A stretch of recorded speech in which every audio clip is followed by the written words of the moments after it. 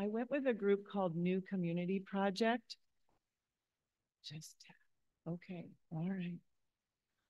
Yes, so I'll talk about that a little bit. Here is the group of people that I did travel with, about 9 resilient souls that are open to learning and growing. And like I said, it was focused on human trafficking. The organization New Community Project, I have some information I can share downstairs about them, but it's an organization that's been in existence for about 20 years and 21 or so in a different form. And 21 years ago, I took my son, Jesh, my oldest son, who's 35, on a trip to Guatemala with this organization. And it felt to me like it was the best kind of travel I could ever do, where I had an adventure, I learned and grew, and and also felt like I had my own consciousness changed. I love that chalice lighting or chalice reading that Gigi did, because that felt like it really fit for this. Um, I feel like the trips that this New Community Project organizes are like a cross between Rhodes Scholar, social justice trip, and eco travel, because there's a lot of focus also on environmental consciousness, as well as affecting lives in places where people have a lot less resources than we do. So that answers your question, but it also helps me transition. So this is the group of people, and this is the Himalayas. And this was the woman who greeted us. Manisha is her name. And I'll show you 2 pictures here coming that will be of her and the other interpreter guide that led us around Nepal. Isha was her name, the other one, and we'll show you a picture. But basically, after 30 hours of travel, we showed up at the little Nepali airport, and this is how we were greeted. You'll notice she's wearing a mask because there's big problems with pollution. It wasn't about protecting herself from germs, it was about pollution.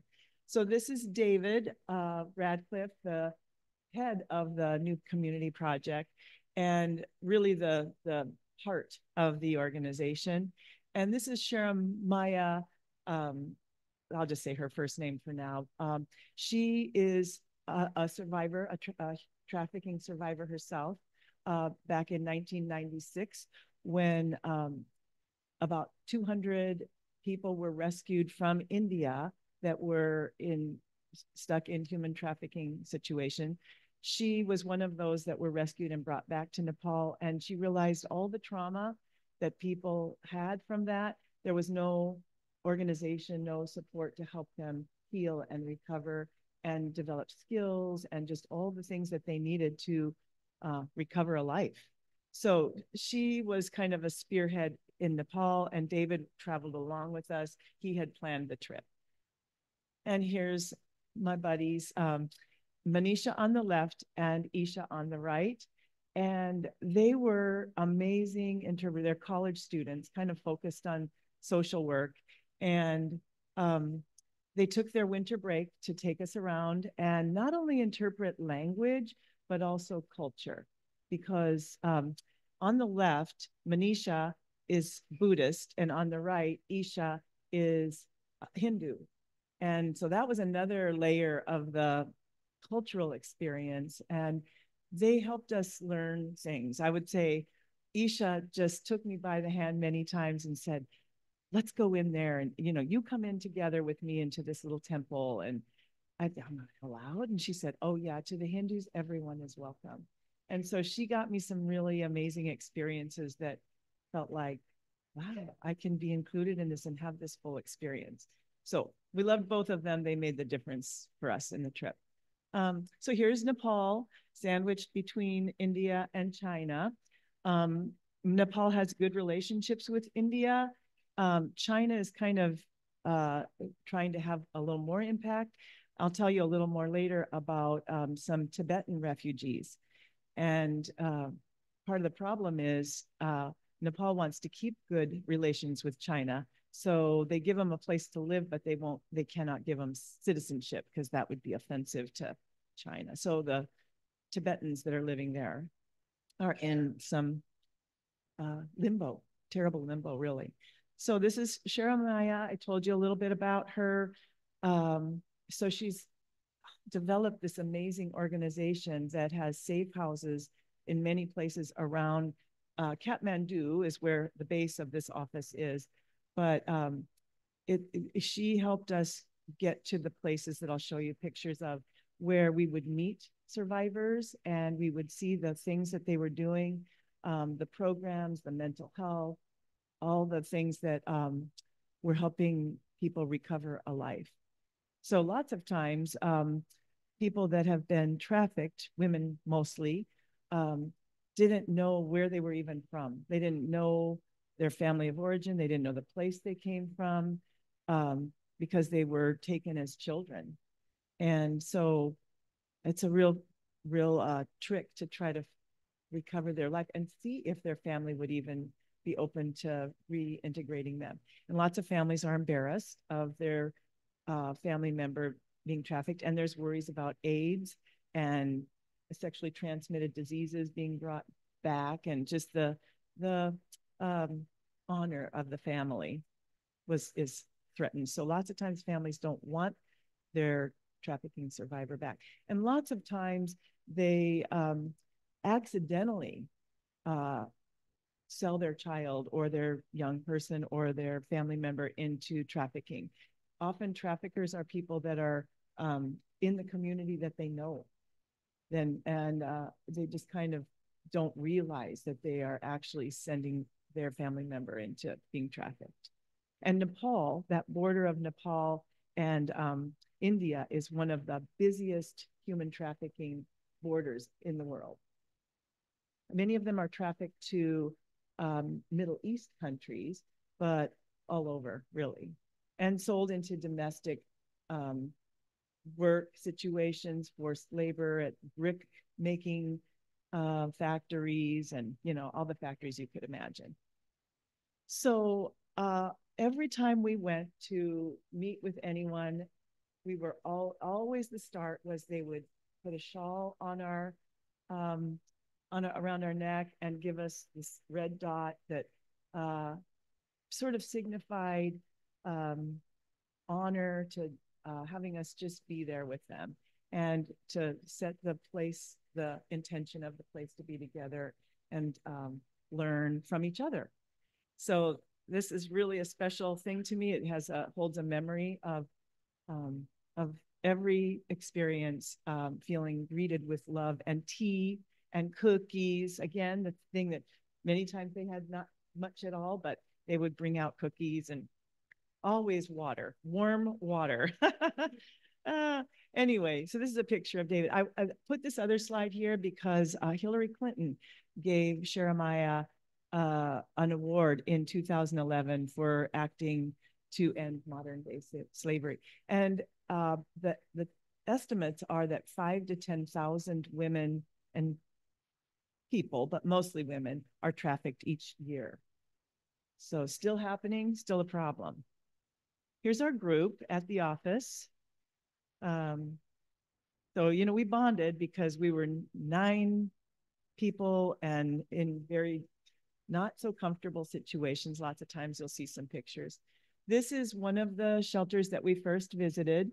They greeted us not only with the shawls, but also bouquets they've made out of the beautiful flowers that they had around. And then this beautiful meal that was from their garden. A lot of it was from their garden. We ate amazingly. So there's a wall that this organization, New Community Project, paid to, and I'll show you a picture of that. But this shows you, we tried very hard to not take pictures of people's faces. Sometimes they gave us permission. So if you do see some faces, it's because we got permission, but puts them at risk to have their faces around. Because, like I said, the people that are trafficking, their perpetrators are people that live usually right around them. So these are the walls and the gate, because I think I have a picture, maybe I don't, but basically, I'll see if I can back up. The girls, the people that, it was all women living in this shelter, are at risk of being, the perpetrators are going after them because they are taking the perpetrators to court. Even a 7-year-old girl that's there is, with the help of the organization, taking the perpetrators to court. So they needed protection. I loved that I saw things on the wall that were supportive. The walls of all the shelters had educational things. And as someone that works in women's health, it was really incredible to see, like, oh, yeah, they're teaching important stuff. So these people gave us permission at one of the shelters. And to me, what this picture demonstrates what I observed, and that is not only the skills they're learning and using, but also just the community that they build together. I don't know that those people are related, but they acted like they were family, deep family, to help each other recover from an awful thing, learn to trust again, just learning the things that you need to learn to just function in the world like that. That's life thing that I read talks about. Yeah.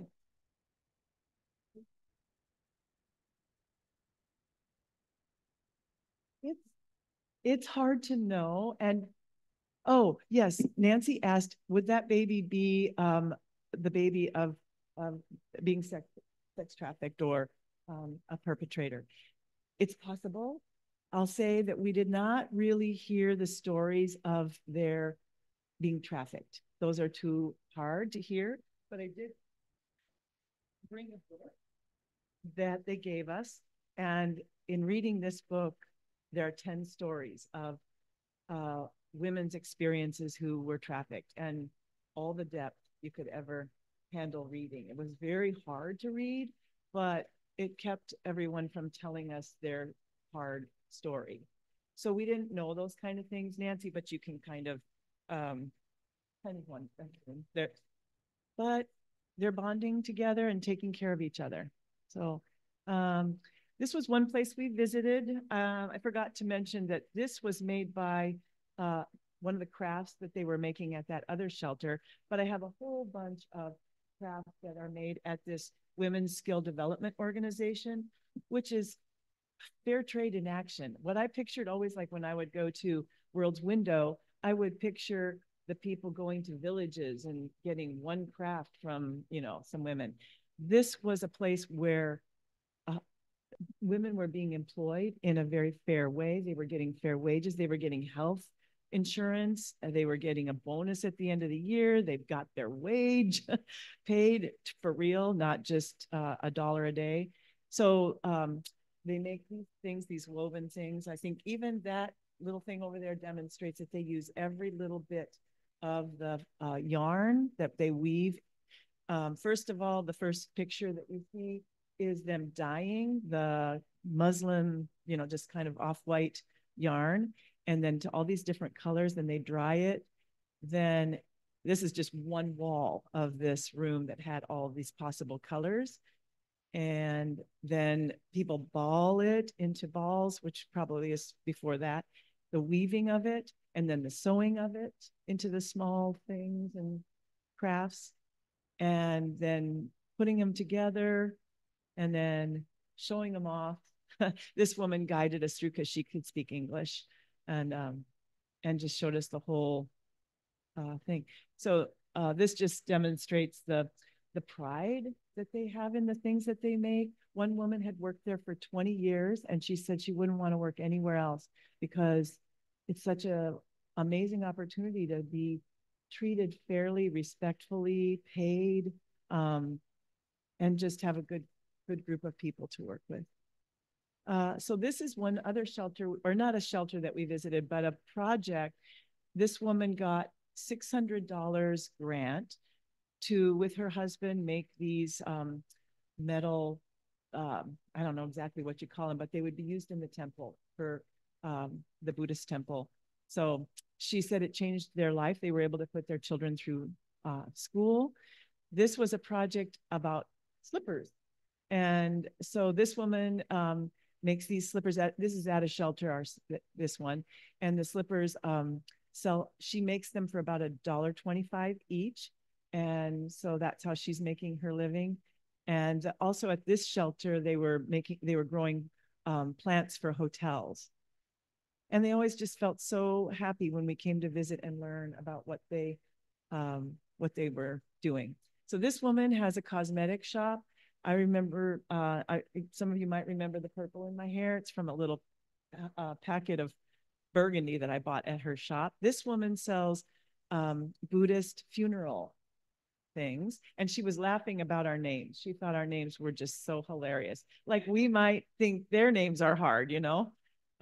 This woman had a little like uh, general store kind of thing, and what she needed the grant for from the the project was to put these bars because she was getting stolen from by locals, maybe. These boys sort of demonstrated to me the fact that there's no hope for the middle generation. In all the villages, there are older people and children. And the men, all those women that I just showed you, their husbands are working in Malaysia. They haven't seen their husbands for 7 years or 3 years, and they send money home. And it's a $9 billion a year industry to that money that comes in from them working abroad. Anyway, these boys probably won't be there long, is the point. So here's the girls. You guys got a little bit of the story. I kind of need to move along because I'm late, I see. But the thing I want to say to all of you about the girls is, in addition to what I said at the children's story, is we asked them, I think there's maybe a picture. That's the feast that they were just blown away by. Oh, I'm going to go back. Um, when we went around the room and asked them, like, what kind of are you hoping to do with your education? Only one could say something. Out of all these girls, which I don't know, I can't remember quite how many, 12, 13, nobody had ever seen anyone go beyond in their village 5th grade. So they just had no, like, what, I don't know what to think I would be. But it saves them, getting an education, of course, saves them from being trafficked. So this is the prevention piece, kind of, trafficked or domestic, being a domestic worker or working in the brick factories or for in a horrible situation. So it wasn't all uh, about that, but it was also learning some cultural things. Like I said earlier, Hindu, Buddhist, the Tibetan folks, all of that was, and this was what I just showed you was a Hindu cave. We went down and there was like this Hindu temple at the bottom of this cave. This is the Tibetan village that we visited, and they had rug making, beautiful Tibetan rugs for sale. And this is just one woman that sold jewelry and little things, and they were just so grateful. We bought one little thing from them. It was just the main way they're surviving. And like I said, they have this place to live. Nepal gives them a place to live, but no citizenship anywhere. No one will give them citizenship. Oh, I don't remember. Thanks for asking, though, but I don't remember. Nancy asked, what did the one girl say she would want to be? And I don't remember for sure. So this was a Hindu evening ceremony, and it was awesome. I have a video, and there's a lake right behind. And that morning, we had taken boats to the temple that is in the middle of the lake, and that was where Isha took me in and said, "You can come in here." Anyway, this ceremony was amazing, and at the very end, everyone just crowded into the center and danced, and it was very fun and very beautiful. So this was a Buddhist stupa in the middle of where we were staying in Kathmandu. So the middle of the city, a lot of Tibetan refugees live right around here and sell things around the edge of the stupa. This is just, open market things, roasted corn that we bought. And I thought that little dog was hilarious, sporting the little sweatshirt that might be sold by the woman at the vendor there. And the momos, you saw the momos, and we ate a lot of momos. Oh, it was delicious. We had such delicious food. There were vegans that were with us, so vegetarian stuff was inside, like, beans, tofu, whatever, but mostly chicken and pork. Debbie had asked what's inside the momos. So anyway, but also, so this is just, we ate a lot of fried rice. But this drink here, non-alcoholic, honey, ginger, lemon, to die for. It was so good. And we drank it whenever we could. And that was our little luxury along the way. So this just demonstrates the picture on the top left is from 2014.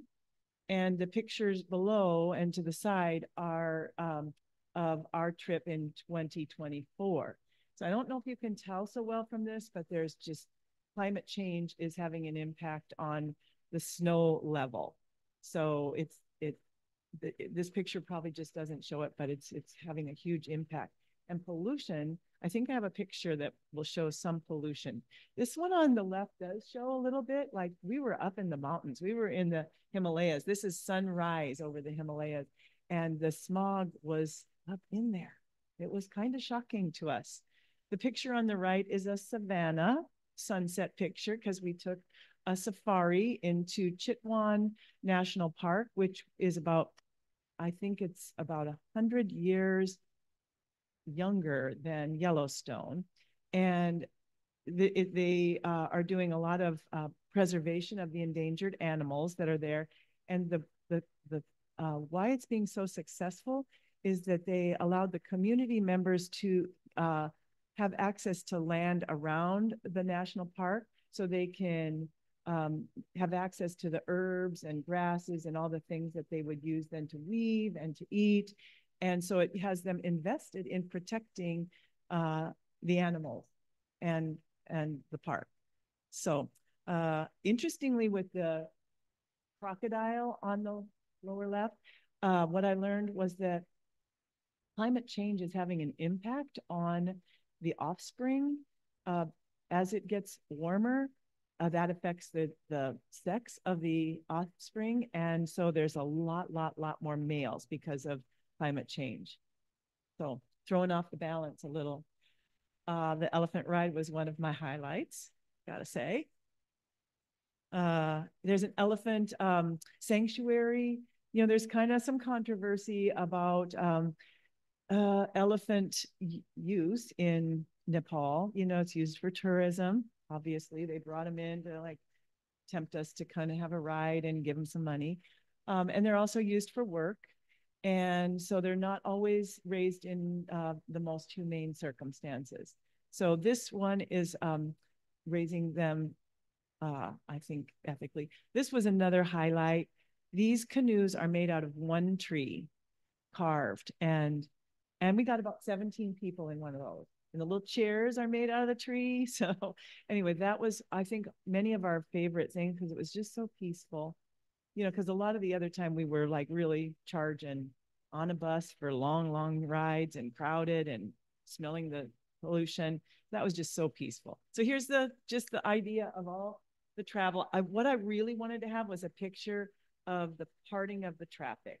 I couldn't find that. I have it in a photo book that I'll show you downstairs if you want. But we were just shocked when Isha, our guide, just said in Kathmandu, where the traffic is just going crazy, she said, we just do this. We go out and we just put our hand there and our hand there, and they will stop. It's like, they will? They're sure. And so we survived it. They did. They stopped every time. Anyway, I just loved all the colors and the dressing up that the bus drivers had of the pride in their bus. So this was also a cultural experience, the squat toilet. This was a clean one. On those tourist bus stops, oh, not so fun. Anyway, but so this was really a fun experience to use squat toilets. Anyway, I'm gonna end it on this, and that is that we did have fun. We learned a lot. We saw a lot. We helped, the Shepang schoolgirls, but we got into the forest and hiked, and we hiked up the Himalayas, and anyway, just had a really good time, and we just loved each other and learned from each other too. So anyway, that is it.